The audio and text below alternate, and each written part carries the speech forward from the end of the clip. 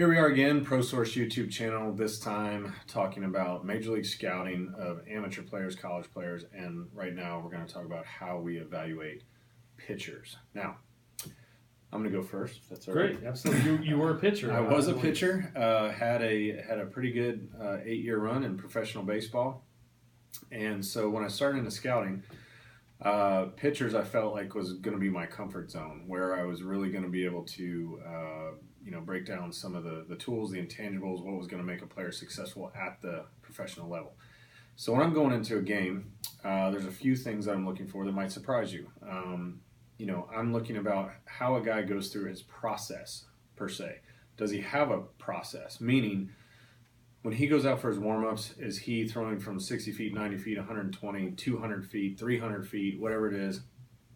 Is he asking his body to do the things that he's going to do on the mound? And what I call repeatability, because that's one of the boxes that I have to check as a scout. Can he repeat his delivery? So, for instance, I saw a guy the other night. He is a starting pitcher and got a great body, great frame, good fastball.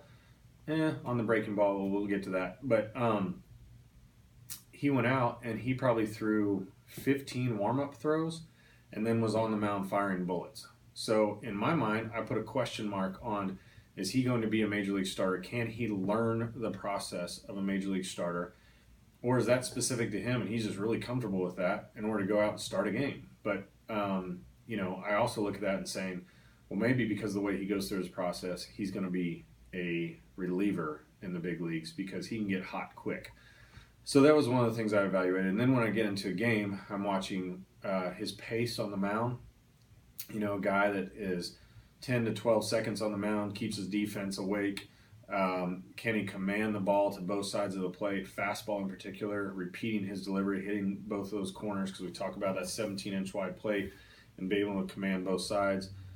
Does his breaking ball spin? Now, we've got things like TrackMan and all this other stuff that can help us with that, but I want to see the break on it. Is it an early break? Does he change his arm delivery from his fastball to his breaking ball to his changeup? Or do they all come out of the same little frame so it's more difficult for hitters to pick up?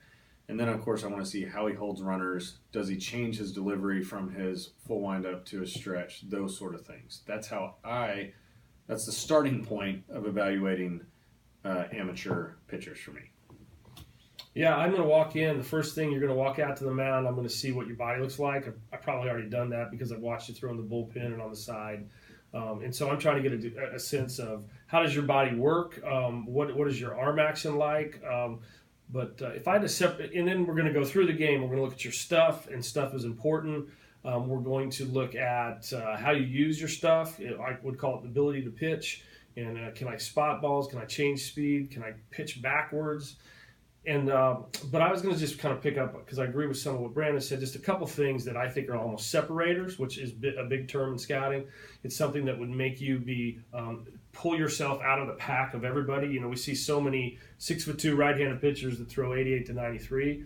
One of the separators for me is always fastball command of the glove side. So if I'm a right-handed pitcher, it would be fastball away to a right-handed guy. That's a pitch you have to be able to execute. That's a pitch that when you get 2-0 against a very good hitter, if I can hit that consistently, I can be aggressive with that. And so if I would ever work a guy out, eventually I'm going to set over there and have the catcher sit, and I'm going to just see if you can hit that spot. That's important to me. And then one of the other separators, again, from watching a lot of guys behind home plate, is direction and extension. And again, I think that extension leads to movement, velocity, deception, and direction leads to strikes. And those are all 4 qualities that are really important to your success.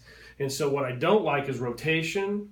I want direction. And again, I'll watch how your foot hits the ground and how your front leg comes out. If you land on your heel and spin out, that's a circular movement as opposed to closed and straight. And so those are a couple of the things that I want to see, whether you're a high school guy or in the big leagues. I think those are some things that lead to success. And those are just 2 simple things that I'm going to try to punch out when I'm watching a pitcher sitting behind home plate with my radar gun scouting. Yeah, just a follow-up thought on this is one of the things I see a lot, especially in the select world and people are enamored with, is, you get a guy that comes over in the big leagues and they says, oh, this guy throws 7 pitches. Okay, so then I go to scout a high school guy or a college guy, and they're like, oh, he has 18 pitches. No, he doesn't. He has 3 pitches that he's going to throw predominantly, and I want to see the best of those 3 pitches. So all the things Matt just said, can he command them to both sides of the plate? Can he get extension? Can he repeat his delivery? Does he spin the ball well? Does his changeup, have good late movement on it, or is it just flat? Is there good speed differential between his fastball and his changeup? If you got a guy that throws 93, you don't want to change up at 88. You want 93 and then maybe 80, and so he's got to be able to have some differences there to keep hitters off balance, but also refine those 3 pitches as much as you possibly can. What are your thoughts on that? I think those are excellent thoughts. I have one thing to add, though. One of the separators for me is not velocity. I've scouted enough. You go sit in a AAA park, everybody throws hard. I mean, you don't, and they can't get guys out in the big leagues because they can't pitch enough, or they don't have a secondary pitch. And the other thing we've seen is this huge increase in velocity. I mean, what was average, what we called average in the scouting world was 90. 10 years ago is now 92, 93, 94.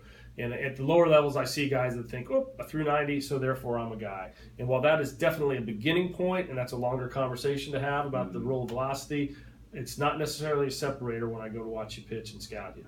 Awesome. As always, thank you, Matt, for your time. If you're watching this and you enjoy this, please subscribe to our YouTube channel. Follow us on social media, Twitter, Instagram, Facebook, all ProSource Athletics. Twitter is ProSource Team. Follow us there, and feel free to send us questions or comments to admin, ADMIN, @ProSourceAthletics.com. Thank you.